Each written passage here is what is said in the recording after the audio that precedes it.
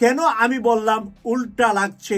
গত কয়েকদিন আগেও সেনাবাহিনীর ভিতরে বিভিন্ন ধরনের ধূম্রজাল চলছিল ডক্টর মোহাম্মদ ইউনূসের পক্ষে আর বিপক্ষে। এই সমস্ত কথা বলে সেনাবাহিনীর ভিতরে গন্ডগোল হট্টগোল বলে এবং সেনাবাহিনীকে নিষ্ক্রিয় রেখে দেশে ধর্ষণ এবং খুন খারাপি অপকর্ম দেশে চালানোর যে সুব্যবস্থা করেছিলেন, যারা করেছিলেন তাদেরকে কেন আজকে আমি দেখছি না? ডক্টর মোহাম্মদ ইউনূস সরকার কি ব্যর্থ হতে যাচ্ছে? যদি সে বেশি দিন ক্ষমতায় থাকে, বাংলাদেশের জনগণ তাকে পচাবে। সেই পরিস্থিতির দিকে কিন্তু বাংলাদেশ যাচ্ছে। তার বিরুদ্ধে যারা আন্দোলন করে তাকে ক্ষমতায় বসাইছিল, তারাই কিন্তু অনেকেই তার বিরুদ্ধে কথা বলতেছে। দর্শক বন্ধুরা, মিষ্টি বিতরণ করার সময় এসে গিয়েছে। বাংলাদেশ একটি দেউলিয়া রাষ্ট্র, এটা ঘোষিত হতে আর মাত্র 2 ধাপ বাকি। শেখ হাসিনা ফিরবে। এখন শেখ হাসিনা ফেরার পথ অনেকগুলো আছে, মূল পথ হচ্ছে 4টা। ভয়ঙ্কর ঘটনা, বাংলাদেশের এক রাষ্ট্রদূত তিনি পালিয়ে গেছেন কানাডায় যে রীতিমতো তিনি বিদ্রোহ ঘোষণা করছেন এবং লাল কার্ড দেখা দিচ্ছে ইউনূস সরকারকে। ষড়যন্ত্র করে ক্ষমতা এসেছেন ডক্টর ইউনূস। অন্তর্বর্তী সরকারের প্রধান উপদেষ্টা ডক্টর মোহাম্মদ ইউনূসের ক্ষমতায় আসা নিয়ে বিস্ফোরক স্ট্যাটাস দিয়েছেন কানাডায় পালিয়ে যাওয়া বাংলাদেশের রাষ্ট্রদূত হারুনুর রশিদ। ডক্টর ইউনূস সাবেক প্রধানমন্ত্রী শেখ হাসিনার বৈধ সরকারকে উৎখাত করে ক্ষমতা দখল করেছে বলে দাবি করেছেন তিনি। সফররত জাতিসংঘ মহাসচিব আন্তোনিও গুতেরেস তিনি বলছেন, বাংলাদেশের অন্তর্বর্তী সরকারের উদ্যোগে এই যে সংস্কার কর্মসূচি আছে, এটার প্রতি তাদের পূর্ণ সমর্থন রয়েছে। ডক্টর ইউনূস এখানে খুবই পরিকল্পিত একটা রাজনীতি কিন্তু তিনি করছেন। তিনি ইন্টারন্যাশনালি যে খেলেন, এটা প্রমাণিত। বাংলাদেশের সেনাপ্রধান কি রাষ্ট্রদ্রোহিতার অপরাধ করেছেন? তিনি এমন কোনো কাজ করেছেন যেটা রাষ্ট্রদ্রোহিতার শামিল? দেশের বিরুদ্ধে ষড়যন্ত্র, দেশকে নিয়ে ছিনিমিনি খেলা, এমন কোনো ঘটনা কি ঘটেছে? সাম্প্রতিক সময়ে সেনাবাহিনীর প্রধানকে নিয়ে যাচ্ছে তাই মন্তব্য করতে শোনা গেছে একজন সমন্বয়ককে। গোলা বারুদ সরঞ্জাম সেগুলো তো সিভিলিয়ান দূরের কথা, পুলিশ র্যাবের হাতেও থাকার কথা নয়, কিন্তু সেটি চলে এলো বাইরে। এই স্ন্যাপার রাইফেল কারা ব্যবহার করেছে? এই 7.62 ক্যালিবারের বুলেট। গাইস, এইবার কিন্তু খেলা শুরু হয়ে গেছে সেনাপ্রধান ও সেনাবাহিনীর। গাজীপুরের সেনাবাহিনীর ঘোষণায় মাত্র 7 মিনিটে পুরো আস্থা ক্লিয়ার, একদম ফাঁকা। বন্ধুরা, বুঝতেই পারছেন আজকের ভিডিওটা কতটা গুরুত্বপূর্ণ একটি ভিডিও, দয়া করে কেউ স্কিপ করবেন না। সেনাবাহিনী ও সেনাপ্রধান ওয়াকারুজ্জামানের খেলা শুরু হয়ে গেছে। এইবার এই বিষয় নিয়ে আমরা তদন্ত করে এবং পর্যালোচনা করে বেশ কয়েকটি খুবই গুরুত্বপূর্ণ তথ্য এবং ভিডিও ফুটেজ পাই, যা আজকের ভিডিওতে সেগুলোই এক এক করে ধারাবাহিক তুলে ধরবো। যদিও আজকের ভিডিওটা কিছুটা লং হতে পারে, তবে আজকের ভিডিওতে জানতে পারবেন সেনাবাহিনী ও সেনাপ্রধানের কি খেলা শুরু হয়ে গেছে, তা জানলে আপনি ইতিমধ্যে অবাক হতে বাধ্য। তো বন্ধুরা, সেই সাথে আরো জানতে পারবেন বর্তমান বাংলাদেশের রাজনীতির প্রেক্ষাপট আসলে কোন দিকে যাচ্ছে। বন্ধুরা, চলুন ভিডিওতে আজকের বেশি কথা বাড়াবো না, সরাসরি আজকে আমরা চলে যাব মূল ভিডিওতে। সবকিছু কি একটু উল্টা দেখছি কেন? সবাই কি উল্টে এগিয়েছেন নাকি আমি উল্টে এগিয়েছি? কোনটা আসল হবে? আসল কোনটা, নকল কোনটা? উল্টা লাগছে কেন দেশে সবকিছু আজকে? কেন আমি বললাম উল্টা লাগছে? গত কয়েকদিন আগেও সেনাবাহিনীর ভিতরে বিভিন্ন ধরনের ধূম্রজাল চলছিল ডক্টর মোহাম্মদ ইউনূসের পক্ষে আর বিপক্ষে। এই সমস্ত কথা বলে সেনাবাহিনীর ভিতরে গন্ডগোল হট্টগোল বলে এবং সেনাবাহিনীকে নিষ্ক্রিয় রেখে দেশে ধর্ষণ এবং খুন খারাপি অপকর্ম দেশে চালানোর যে সুব্যবস্থা করেছিলেন, যারা করেছিলেন তাদেরকে কেন আজকে আমি দেখছি না? সেই জন্য আমি বললাম উল্টা লাগছে কেন সব কিছু। মনে হচ্ছে যে সবাই এখন পা উপরের দিকে দিয়ে মাথা নিচের দিকে দিয়ে হাঁটতেছে। আজকে যেই ঘটনাটি গাজীপুরে ঘটেছে, সেনাবাহিনী 7 মিনিট সময় দিয়েছে জনগণকে। সেনাবাহিনী 7 মিনিট সময় দিয়েছে ফ্যাক্টরি কল কারখানায় আপনাদের সকল দাবি দেওয়া আপনারা ভিতরে পালন করবেন, সরকারের রাস্তার উপর দাঁড়িয়ে নয়। সময় দিলাম 7 মিনিট। যদি 7 মিনিটের ভিতরে রাস্তা ক্লিয়ার না হয়, তারপরে কে জেলে যাবেন আর বাইরে থাকবেন সেটা আমার পরের দেখার বিষয়। সেনাবাহিনীর একজন তরুণ অফিসারের মাইকিং এর কারণে 7 মিনিট পরে রাস্তা দিয়ে একেবারে পরিষ্কার রাস্তা দিয়ে গাড়ি ঘোড়া চলছে। সেনাবাহিনীর ভিতরে এই পরিবর্তন কি বর্তমানে জাতিসংঘের মহাসচিব বাংলাদেশে অবস্থান উপলক্ষে সেনাবাহিনী উল্টিয়ে গেল কিনা সেটাই আপনাদেরকে শুরুতেই বলেছিলাম। সবকিছু আমি উল্টা দেখছি কেন। আরো একটি বড় গুরুত্বপূর্ণ নিউজ আছে সেনাবাহিনীকে নিয়ে, ওটা আমি পরে দেব। সবার আগে একটু গাজীপুরেরটা দিচ্ছি। আজকে সেনাবাহিনী নিয়ে আরেকটা খবর দিব, যেই খবরটা খুবই আপনাদের জন্য ইন্টারেস্টেড হবেন এবং যেটা অনেকটা বাংলাদেশের একটা বড় মাপের নতুন বিজয়ের সংবাদ আমি দেব ভিডিওর শেষের দিকে। প্রথমে একটু গাজীপুরের এই তরুণ সেনা অফিসার কি বলছেন মাইকিং এ আপনাদেরকে রেকর্ডটা সরাসরি শোনাচ্ছি। হচ্ছে 7 মিনিটের মধ্যে রাস্তা ছেড়ে সাইডে গিয়ে দাঁড়াবেন, আলাপ আলোচনা করে একটা ডিসিশন নিবে, ঠিক আছে? ওকে, এটা ছিল আপনাদের দাবি দেওয়ার আপডেট। অলরেডি কিছু অলরেডি নেগোসিয়েশন চলবে, এটা নিয়ে আমাদের কোনো সমস্যা নাই। ফ্যাক্টরিদের ভিতরে শ্রমিক এবং মালিক পার্টির যদি কোনো রকম অমিল থাকে সেটা নেগোসিয়েশনের মাধ্যমে সমাধান হবে। কিন্তু গতকালকেও শ্রম মন্ত্রণালয় থেকে বলা হয়েছে এবং এই যে রেসপেক্টেড আইজিপি পুলিশ ওনার সংবাদ সম্মেলনে ডিরেক্ট বলে দিচ্ছেন যে কোনো রকম রোড ব্লক এখন থেকে এটা গ্রাহ্য করা হবে না। রোড ব্লক জনভোগান্তি একটা পানিশেবল ক্রাইম, এটার জন্য আপনাদেরকে সাজা প্রাপ্ত হতে পারেন আপনারা যে কেউ। এখন আপনাদের জন্য হচ্ছে আমার উপরে যে বিশ্বাস রাখেন, আমি বলে দিচ্ছি আপনাদের জন্য সময় হচ্ছে 7 মিনিটের মধ্যে রাস্তা ছেড়ে সাইডে গিয়ে দাঁড়াবেন। রাস্তা যদি না ছাড়েন আপনাদের দাবি দেওয়া কোথায় গেল ওটা আমি পরে দেখবো। আগে এখানে রাস্তা আমি ক্লিয়ার করবো। আমার কথা পরিষ্কার, আমি আশা করি 7 মিনিট সময়, 7 মিনিট পরে এইখানে যারা থাকবেন তারা আমার ডিরেক্ট আদেশ ভঙ্গ করছেন এবং এই জনভোগান্তি ক্রিয়েট করছেন, এই পানিশেবল ক্রাইমের আন্ডারে আপনারা জেলে যাবেন। আমি আমার কথা পরিষ্কার বলে দিলাম। 7 মিনিট পরে আমি যদি দেখি রাস্তা এখানে ক্লিয়ার এবং আপনার ওইখানে, আমি আইপি পুলিশ আমরা আমাদের একদম সর্বোচ্চ চেষ্টা করবো আপনাদের দাবি দেওয়া যতখানি করা যায় আমরা করে দিয়ে তারপরে এখান থেকে যাবো। কিন্তু 7 মিনিট পরে যদি আপনারা এখানে থাকেন, রাস্তা যদি ব্লক থাকে, আপনি আমার পক্ষের না, আমি ধরে নিব। Thank you. আপনারা বক্তব্যের পরেই এখানে গাড়ি ছেড়ে দিয়েছে, রাস্তা ক্লিয়ার, গাড়ির একটু শব্দ আপনাদেরকে শোনাচ্ছি, তারপরে আমি বাকি বিশ্লেষণে যাচ্ছি।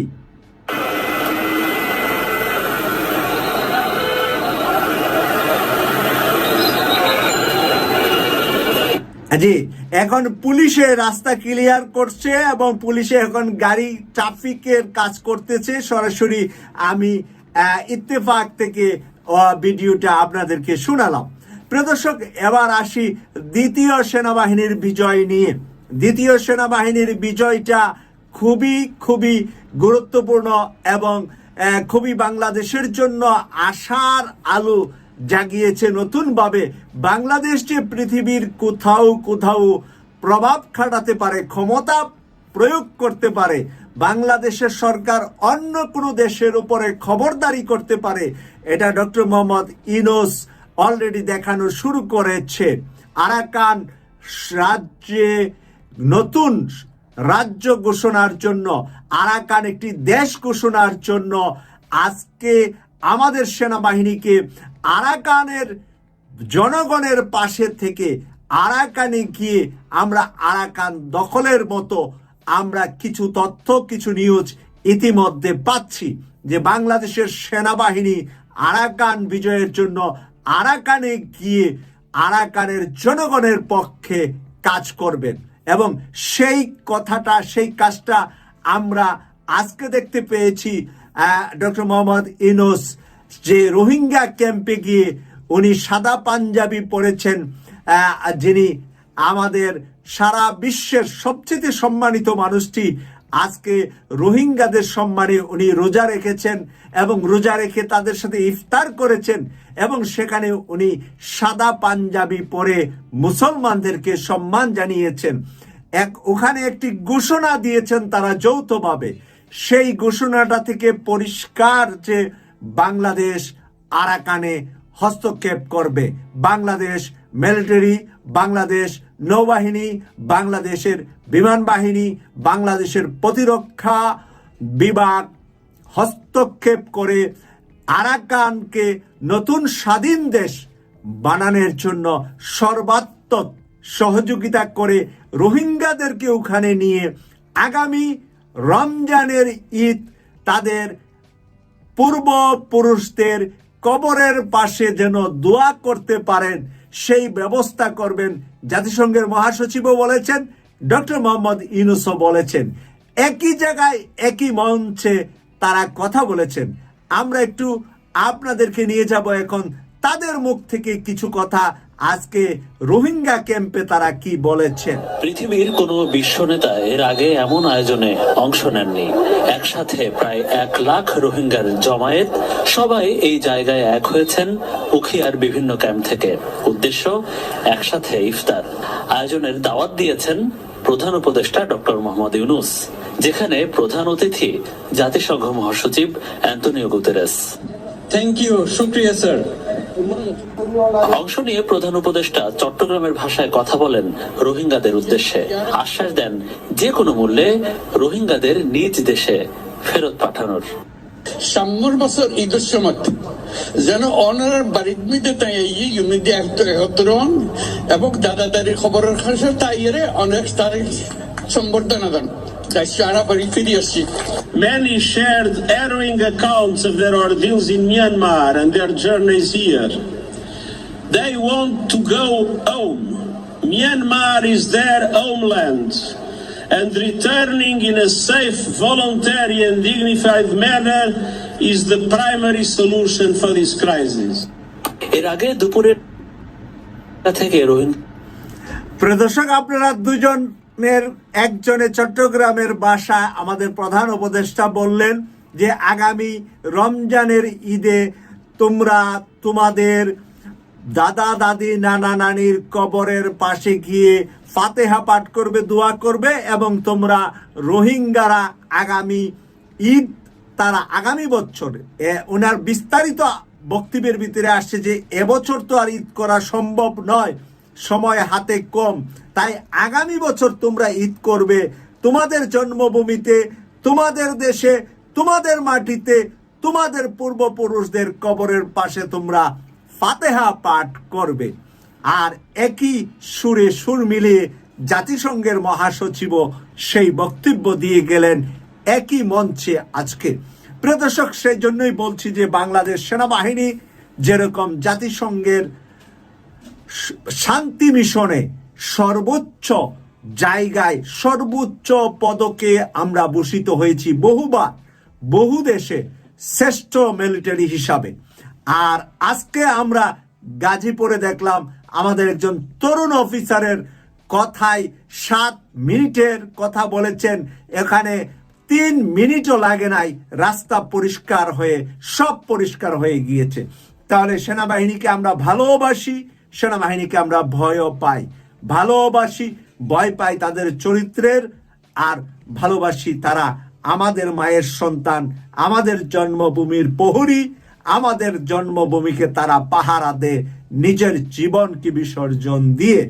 প্রিয় দর্শক, সেই কারণেই বলছি যে মায়ানমার বাংলাদেশ সেনাবাহিনী দখল করবে এরকম কথা সরকারের তরফ থেকে হয়তো বা কোনো ঘোষণা আসবে না, কিন্তু ডক্টর মোহাম্মদ ইউনূসের হাত ধরে মায়ানমার স্বাধীন হবে, সেখানে নতুন দেশ হবে এবং সেই দেশে তারা নতুন দেশে তারা ফেরত যাবে এবং সেই কমিটমেন্ট জাতিসংঘের মহাসচিবের সামনেই উনি দিয়েছেন। জাতিসংঘের মহাসচিবও সেই একই কথা একই সুরে বলেছেন। সেজন্য দেখার জন্য অপেক্ষা করতে হবে।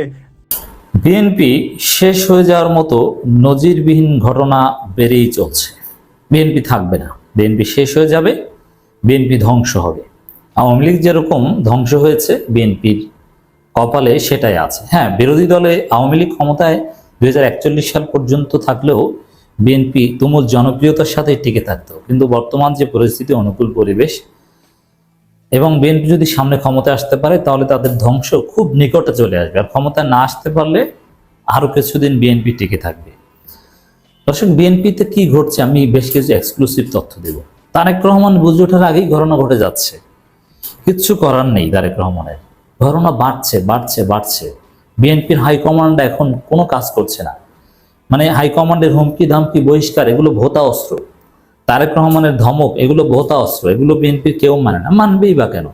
তারেক রহমান দেশে এসে ধমক দিতেন যে কেউ এই কাজ করলে, কেউ চাঁদাবাজি করলে, অন্তর্কন্দর করলে বাংলাদেশে সে আর রাজনীতি করতে পারবে না। তারেক রহমান এসে ধমক দিয়ে যেতেন, আর কেউ সাহস পেত না যে তাকে সামাজিকভাবে বর্জন করা হবে, কিন্তু কিচ্ছু না, বহিষ্কার করে তাতে কি, তলে তলে ঠিকই সে আবার চাঁদাবাজি করে, বিএনপির লোকজন তাকে ঠিকই প্রশ্রয় দেয়। দেখেন এটা কেন, আসলে কি ঘটছে এবার আসুন দেখি।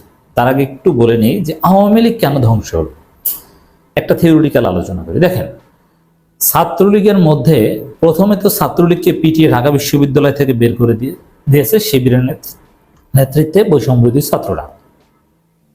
মাস্টার প্ল্যান ছিল শিবিরের, এর মধ্যে দিয়ে আওয়ামী লীগের পতন শুরু। আমরা তো সেদিনে বলেছিলাম, ছাত্রলীগকে যেদিন ক্যাম্পাস থেকে পিটিয়ে বের করে দিয়েছে ওই দিনে আমরা বলেছিলাম যে শেষ, আওয়ামী লীগ, ছাত্রলীগ, হাসিনা সরকার শেষ। ডক্টর ইউনূসের কথা আমি বেশ আগে বলেছিলাম যে না, তাকে দায়িত্ব দেওয়া হবে, তিনি আসবেন। এটা জুলাই মাসের ঘটনা, আগস্টের আগে। এখন ছাত্রলীগকে কিভাবে পিটিয়ে বের করে দেওয়া সম্ভব হয়েছে এটা কি জানেন? আপনাদেরকে একটু বলি দর্শক। ছাত্রলীগের মধ্যে ভয়াবহ অন্তর্কন্দল, গ্রুপিং, যে প্রত্যেকটা হলে, প্রত্যেকটা শাখায় দুইটা গ্রুপ, এটা এস্টাবলিশড কালচার, কিন্তু 3-4টা group, Bagerhat group, Madaripur group, Barishal group, Mymensingh group, উত্তর অঞ্চল গ্রুপ, এই কটা, চাঁদপুর বা ওই অঞ্চল গ্রুপ, এরকম বিভিন্ন গ্রুপ ছিল। বেসিক্যালি বরিশাল, ময়মনসিংহ, বাগেরহাট, মানে এই গ্রুপগুলো প্রমিনেন্ট থাকতো, গ্রুপিং থাকতো। এখন প্রত্যেকেই চাইতো যে তাদের গ্রুপ ভারী হোক, তাদের গ্রুপে বেশি লোকজন থাক, আর তাদের গ্রুপে বেশি লোকজন আনার জন্যে তারা তাদের গ্রুপে বেশি লোকজন আনার জন্যে বিভিন্নভাবে তারা প্রচারণা চালাতো বা অন্য সবাইকে চাইতো যে তাদের গ্রুপে আসুক। এই গ্রুপিং এর সুবিধা নেই কিন্তু শিবির ছাত্রলীগের ভিতরে ঢুকতে পেরেছে, ছাত্রলীগের ভিতরে ঢুকে ছাত্রলীগের তথ্য পাচার করতে পেরেছে এবং ছাত্রলীগকে দুর্বল করতে পেরেছে। ছাত্রলীগের দুর্বলতাগুলো শিবির আইডেন্টিফাই করতে পেরেছে এবং ছাত্রলীগের বিভিন্ন পয়েন্টে পয়েন্টে ঢুকে এই গ্রুপিং এর সুবিধা নিয়ে এক পর্যায়ে এমন একটা পরিস্থিতি করেছে যে ছাত্রলীগের ভিতরে থেকেই খুব সহজে ছাত্রলীগকে পিটিয়ে ক্যাম্পাস থেকে বের করে দিয়েছে শিবির। দেখেন, ছাত্রলীগের মধ্যে যদি কোনো গ্রুপিং না থাকতো, ছাত্রলীগ যদি শিবিরের মতো ইউনিফাইড হতো, তাহলে অনুপ্রবেশ সম্ভব হতো না এবং এত সহজে ছাত্রলীগকে পিটিয়ে বের করা সম্ভব হতো না, আর হাসিনা সরকারের পতন ত্বরান্বিত হতো না। তো গ্রুপিং কিন্তু এই ভয়ানক ফ্যাকশন, এটা ধ্বংসের জন্য যথেষ্ট বা ধ্বংসের কারণ অন্যতম।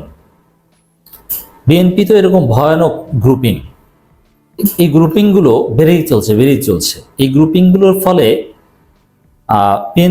বিএনপির যারা ভালো চায় না তারাও কিন্তু বিএনপির, যদিও বর্তমান ছাত্র দলে অনেক শিবির আছে, আমি জানি একেবারে হাইকমান্ডের শিবির আছে এবং শিবিরের কাছে এখনো বলে ছাত্র দলে অনেকে যে ভাই কমিটি তো দিচ্ছি, আমার কিছু ম্যান দরকার, কিছু লোক টোক দাও, তোমরা কিছু লোক দেন, এরকম আমরা জানি।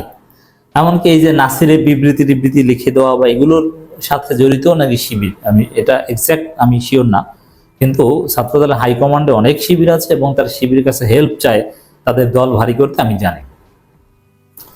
তো এইভাবে ছাত্রদল বিএনপির মধ্যে মারাত্মক অন্তর্কন্দল, তারা আওয়ামী লীগের হেল্প চাচ্ছে, তারা শিবিরের হেল্প চাচ্ছে, তারা ছাত্রলীগের হেল্প চাচ্ছে এক গ্রুপ আরেক গ্রুপকে ঘায়েল করার জন্য, এবং এক গ্রুপ আরেক গ্রুপকে হত্যা করছে, কোনোভাবেই কন্ট্রোল করা যাচ্ছে না। এই যে গ্রুপিং এভাবে চলতে থাকলে ওই ছাত্রলীগ যেরকম মার খেয়ে পালিয়েছে, আওয়ামী লীগ ধ্বংস হয়েছে, বিএনপির অবস্থা সেম হবে। দেখেন, আওয়ামী লীগ ছাত্রলীগের গ্রুপিং তো নানানভাবে শেখ হাসিনা কন্ট্রোল করেছিল, শেখ হাসিনার সামনে কেউ গ্রুপিং দেখানো সাহস পায়নি, কিন্তু বিএনপির হাইকমান্ড এখন ভোতা, এজন্যে তাদের গ্রুপিং এতটাই বেশি। ক্ষমতায় আসলে বিএনপির 1000 লোক এক বছরে বিএনপির হাতে নিহত হবে, দুই গ্রুপের সংঘর্ষে নিহত হবে ক্ষমতায় আসলে, এতটাই করুণ পরিণতি। এখন চিন্তা করেন, কোন একটা দল ক্ষমতায় আসলো, তাদের দুই গ্রুপের সংঘর্ষে তাদেরই 1000 নেতাকর্মী নিহত হলো, ওই দলের অবস্থা কি হতে পারে? সহজেই অনুমেয়, ওই দলের পরিণতি ধ্বংস। সেই দিকেই বিএনপি যাচ্ছে। তারেক রহমান বুঝতে পারছেন না কিভাবে কি হচ্ছে, কন্ট্রোল করতে পারছেন। এমনকি তারেক রহমান কেন দেশে আসছেন না, অনেকগুলো কারণ আমরা জানি। তার মধ্যে একটা কারণ হচ্ছে এই লজ্জায় আসছেন না, যে তিনি আসলেও তো লাভ নেই, এই গ্রুপিং এটা তো বাড়বে। এমনকি তারেক রহমানকে রিসিভ করতে যে দুই গ্রুপে মারামারিতে কিনে 2-4 জন মারা যায়, এটা বিভক্তি বাড়ছে এবং এটাকে চ্যালেঞ্জ হিসেবে দেখা হচ্ছে। 5 আগস্ট পরবর্তী সময় বেশ কিছু নির্দেশনা দিয়েছিল হাইকমান্ড, কিন্তু কেন্দ্রের নির্দেশনায় থামানো যাচ্ছে না। বিরোধ ও অভ্যন্তরীণ দ্বন্দ্ব সংঘাত, নেতাকর্মীদের জনগণের পাশে থাকার কঠোর নির্দেশনা দেওয়া হয়েছে তারেক রহমানের পক্ষ থেকে। সভা সমাবেশ, ইফতার মাহফিল, জনবন্ধু বিভিন্ন কর্মসূচি দিয়ে জনগণের পাশে থাকার ঘোষণা দিয়েছে। জনগণকে সম্পৃক্ত করে এসব কর্মসূচি পালন করেছে। অথচ ওই ইফতার মাহফিলে মারামারি এবং তাতে নিহত। ইফতার মাহফিলে মারামারি করতে গিয়ে নিহতর ঘটনা, আপনি চিন্তা করেন এই দল কি টিকবে? একদিকে যেমন এসব কর্মসূচি পালন হচ্ছে, অন্যদিকে অবৈধ দখল ও চাঁদাবাজির কারণে দলটির ইমেজ ক্ষুণ্ণ হচ্ছে। যদিও এসব নেতিবাচক কর্মকাণ্ডের বিরুদ্ধে কঠোর অবস্থানে রয়েছে দলটির হাইকমান্ড, কিন্তু কঠোর অবস্থান ওটা একটা ভোতা অস্ত্র, ওতে কোনো কাজ হয় না, কেউ ভয় পায় না, এবং এটা লোক দেখানো, আন্তরিক না বিএনপি। যদিও এসব নেতিবাচক এর মধ্যেই দলের উচ্চ পর্যায়ে নানা রকম নেতিবাচক কর্মকাণ্ডে জড়িত থাকা আর অপরাধে সহস্রাধিক নেতাকর্মীদের বহিষ্কার এবং অনেককে দলীয় পদ স্থগিত এবং কারণ দর্শন নোটিশ দেওয়া হয়েছে। এই প্রক্রিয়া চলমান আছে। অনেক ক্ষেত্রে ভেঙে দেওয়া হয়েছে জেলা উপজেলা সহ তৃণমূলের বিভিন্ন কমিটি। এরপর থেকেও থেমে নেই চাঁদাবাজি, হানাহানি। প্রায় প্রতিদিনই দেশের কোথাও না কোথাও দলের অন্তর্গত সংঘাতের খবর পাওয়া যাচ্ছে। ঘটছে অভ্যন্তরীণ সহিংসতার ঘটনা। সংশ্লিষ্ট বলছে কেন্দ্রে কড়াকড়ি আমলে নিচ্ছে না তৃণমূলের উচ্ছৃঙ্খল নেতাকর্মীদের একাংশ। তাদের নেতিবাচক কর্মকাণ্ডে ইমেজ সংকটে পড়ছে বিএনপি অনেক নেতা। তো এই ইমেজ সংকট এক পর্যায়ে এই দল ধ্বংসের কারণ হবে, শেষ হয়ে যাবে। খোঁজ নিয়ে জানা গেছে বাস্তবতা এমন অবস্থায় এসে দাঁড়িয়েছে যে বিএনপির শত্রু বিএনপি, এটাই বাস্তবতা। তাই ধ্বংসের জন্য এটাই যথেষ্ট। ঘরের মধ্যে শত্রু থাকলে ওই দল এমনিতে শেষ হয়ে যায়। পদ পদবি, কমিটি গঠন, দখল, চাঁদাবাজি এবং এলাকায় প্রভাব বিস্তারকে কেন্দ্র করে দলের মধ্যে দ্বন্দ্ব কোন্দল প্রকাশ্যে রূপ নিয়েছে। নিজেদের মধ্যে সংঘর্ষ, দলীয় নেতাকর্মীদের মৃত্যু হচ্ছে। 5 আগস্টের পর অভ্যন্তরীণ সংঘর্ষে আধিপত্য বিস্তার, চাঁদাবাজি, দখলবাজিকে কেন্দ্র করে হামলা, সংঘর্ষ, দলীয় নেতাকর্মী ও সাধারণ মানুষ অন্তত 10 জনের মৃত্যু হয়েছে। কিন্তু এটা তো একটা ফিগার বলা হয়েছে, কিন্তু মোটের উপর 30 ছাড়িয়েছে দুই গ্রুপের নিহতের ঘটনা। কোনোভাবেই আমাদের কাছে তালিকা আছে, নাম ঠিকানা সহ। সর্বশেষ গত বুধবার একদিনে সারা দেশে বড় ধরনের 4টি সংঘর্ষের খবর পাওয়া গেছে। এসব সংঘর্ষে একজনের প্রাণহানি হয়েছে। তৃণমূলের দ্বন্দ্ব এখন এই দল করলে দলের অন্য নেতাদের হাতে মৃত্যু হতে হয়, তাহলে সেই দল মানুষ করার আকর্ষণ এক পর্যায়ে হারিয়ে ফেলবে বিকল্প তৈরি করতে পারলে। বার পলিটিক্সের নতুন দল এনসিপি বা আরো কেউ দাঁড়াতে পারলেই বিএনপি খুব সহজে হারিয়ে যাবে। তৃণমূলের দ্বন্দ্ব নিরসনকে অনেক কঠিন কাজ উল্লেখ করে বিএনপির এক যুগ্ম মহাসচিব বলেন, তাও নাম প্রকাশ করতে পারছেন না। বিরোধ সংঘাত নিয়ন্ত্রণ ও শূন্যের কোঠায় আনতে আমরা নিরলসভাবে কাজ করে যাচ্ছি, চেষ্টা চালিয়ে যাচ্ছি। তৃণমূল পুনর্গঠন ও দ্রুত সকল নেতাকর্মীদেরকে ঐক্যবদ্ধ করতে এটা সম্ভব নয়। তৃণমূল নেতাকর্মী দাবি, বিএনপি নেতাকর্মী দীর্ঘ 16 বছর ফ্যাসিস্ট আওয়ামী লীগ সরকারের নিপীড়ন অতিষ্ঠ ছিল। অনেক বাড়িঘর কিংবা এলাকায় থাকতে পারেনি, দেশ ও দেশের বাইরে আত্মগোপনে থাকতে হয়েছে। কিন্তু দেখা গেছে 5 আগস্টের পর কমিটিতে পদ পদবি পাচ্ছে কারা? আওয়ামী লীগ থেকে আসা যারা ভালো ছিল তারা, যাদের টাকা পয়সা আছে। আর যারা নির্যাতিত মজলুম তারা পদ পদবি পাচ্ছে না। তাহলে এই দায়টা কার? বিএনপির হাইকমান্ডের। তারাই টাকা খেয়ে আওয়ামী লীগ থেকে আসা বা দুধের মাছিদের পোস্ট দিচ্ছে, বঞ্চিতদের, নিপীড়িত, নির্যাতিতদের পোস্ট দিচ্ছে না।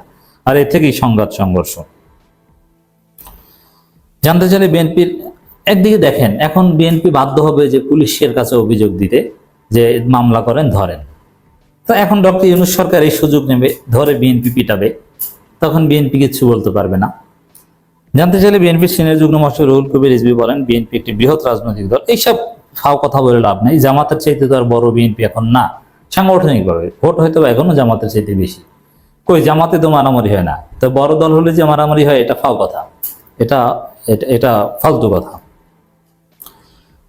সাংগঠনিকভাবে জামাত বিএনপির চাইতে বড় দল, কর্মী বেশি জামাতের, তাতে জামাতের সংঘর্ষ বেশি হওয়ার কথা। বিএনপি ফরিদপুর বিভাগীয় সাংগঠনিক সম্পাদক শামা ওবায়েদ বলেন, এই শামা ওবায়েদ নিজেই তো মারামারি করেন। শামা ওবায়েদের পদ স্থগিত হয়েছিল একজনকে হত্যা করার অভিযোগে। আবার তার পথ ফিরিয়ে দেওয়া হয়েছে, তাহলে সংঘর্ষ থামবে কিভাবে?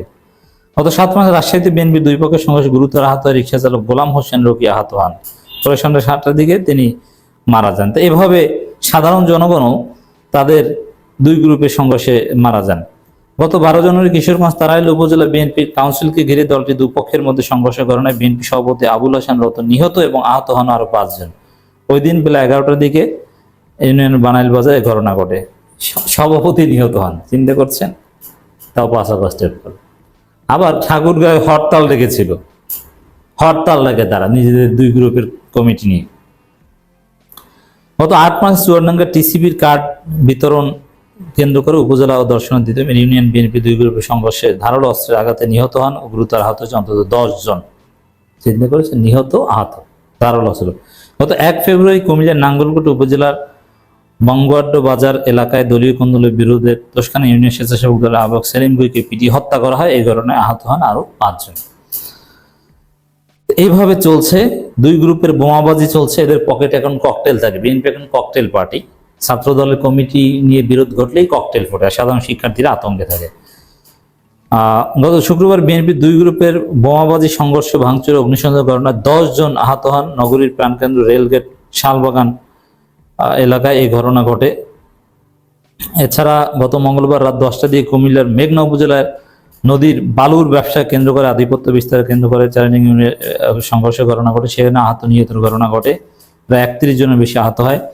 ভোলার মনপুরা উপজেলা আধিপত্য বিস্তারকে কেন্দ্র করে হাজিরহাট উপজেলা বিএনপি দুপক্ষের সংঘর্ষে 15 জন আহত হয়। স্থানীয় জানা এভাবে চলছে। বড় লোকজন বিএনপির সিনিয়র একেবারে যুব দলের স্বেচ্ছাসেবক দল কেন্দ্রীয় নেতারা এর সাথে জড়িত। গত 10 মার্চ সন্ধ্যায় সুনামগঞ্জ মধ্যনগরে আধিপত্য বিস্তার ও চাঁদাবাজ নিয়ন্ত্রণকে কেন্দ্র করে বিএনপি ছাত্র দলের মধ্যে সংঘর্ষে মোহাম্মদ আলী নামে একজন নিহত হন, আর আহতর তো অভাব নেই। নেত্রকোনা কালামন্দ উপজেলায় এরকম একটা ঘটনায় আরেকজন এরকম নিহত হন। এছাড়া মঙ্গলবার রাজশাহীর তানোরে বিএনপি দুই গ্রুপের সংঘর্ষে গানিউল হক 50 নামের একজন কর্মী নিহত হন। এদিকে গত 8 মার্চ বরিশাল বাকেরগঞ্জে আসাদুল্লাহ নামে এক ছাত্রদল কর্মীর রক কেটে দিয়েছে বিএনপির নেতাকর্মীরা এবং এই জন্য বিএনপি এটা ঘটনা সত্যতা স্বীকার করে তারা বহিষ্কারও করেছে। গত 7 মার্চ জামালপুর সদর উপজেলা ব্যবসায়ীর কাছ থেকে চাঁদা দাবি করার অভিযোগে বিএনপি নেতাকর্মীকে ইউনিয়নের হাজিরপুর এলাকা থেকে আটক করে যৌথ বাহিনী এরকম আটক করে জনগণ ধরে গণধোলাই দেয় বিএনপির লোকজনকে। কোথাও কোথাও ময়মনসিংহের নান্দাইল উপজেলা বিএনপি কমিটি গঠন করে স্থানীয় নেতাকর্মীদের বিভক্ত কোন্দল, সেখানে মারামারিতে বেশ কয়েকজন আহত হওয়ার ঘটনা ঘটেছে। তো দর্শক, এছাড়া 1 মাস সংবর্ধনাতে স্থানীয় নেতাকর্মী তোপের মুখে এলাকা ছাড়তে বাধ্য হন উপজেলা বিএনপির নতুন কমিটি আহ্বায়ক ইয়াসের খাজা। মানে এলাকায় থাকতে পারে না দুই গ্রুপের সংঘর্ষে। এ হচ্ছে নান্দাইল থানা, বিভিন্ন জায়গায় অভাব নেই। তো দর্শক, এই যে ঘটনাগুলো ঘটছে এগুলোতেই বিএনপি ধ্বংস হয়ে যাবে। তারেক রহমান বুঝতেই পারছে না কিভাবে কি ঘটছে, কোনো নিয়ন্ত্রণ নাই তারেক রহমানের। এই বিএনপি ধ্বংস অনিবার্য। সালাম আলাইকুম।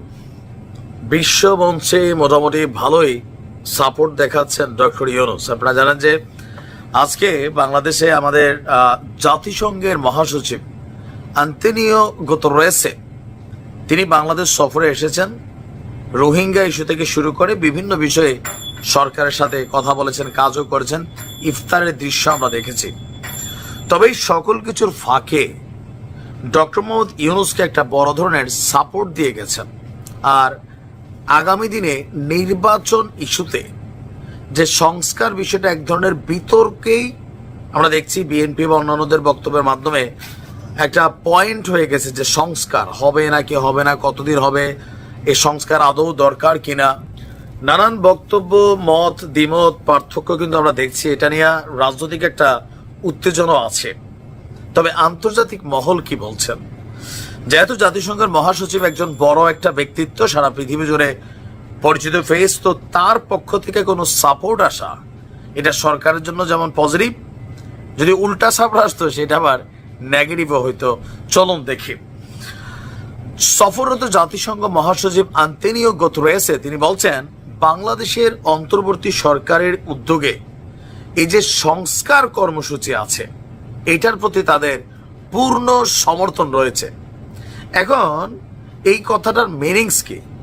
ধরুন সংস্কারের বিপরীতে যদি দেশের রাজনৈতিক দলগুলো অবস্থান নেয়, ডক্টর ইউনূসের উপর চাপ প্রয়োগ করে, তাহলে আন্তর্জাতিকভাবে একটা সাপোর্ট কিন্তু ডক্টর ইউনূস পাবেন, অথবা যে রাজনৈতিক দলগুলো আছে তারা একটা বিপরীত চাপ কিন্তু ফিল করবে।